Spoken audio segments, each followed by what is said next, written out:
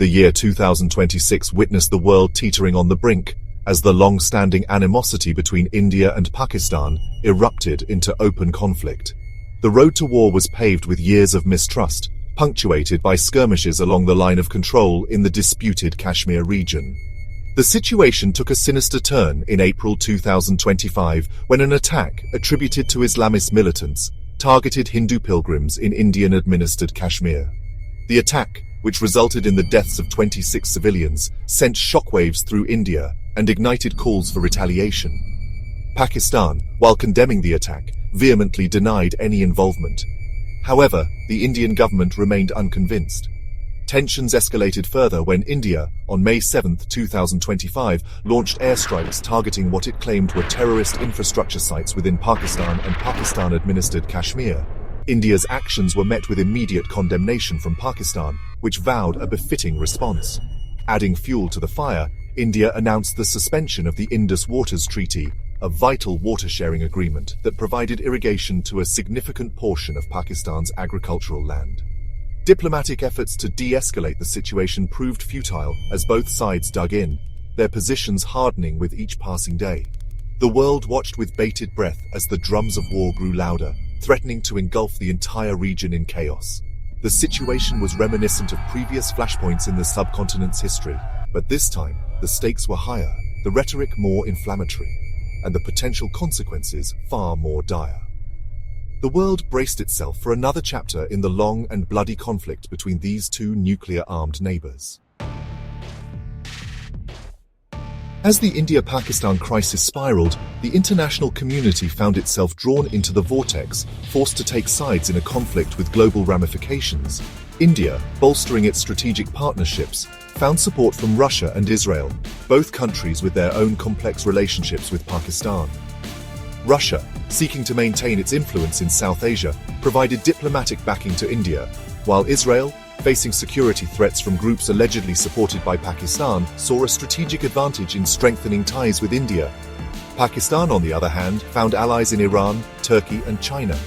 Iran, sharing a border with Pakistan and bound by religious ties, condemned India's actions and pledged support to its neighbor. Turkey, under President Erdogan, echoed these sentiments, further solidifying its role as a vocal supporter of Pakistan on the international stage. China, with its long-standing strategic partnership with Pakistan and its own border disputes with India, emerged as a key player in the conflict, providing both diplomatic and military support to Islamabad. The involvement of these global powers added another layer of complexity to an already volatile situation. The India-Pakistan conflict was no longer a regional affair.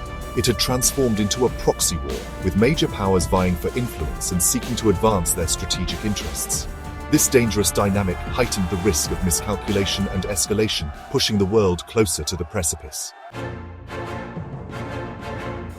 The simmering tensions finally boiled over in mid-2025, igniting a full-blown military confrontation between India and Pakistan.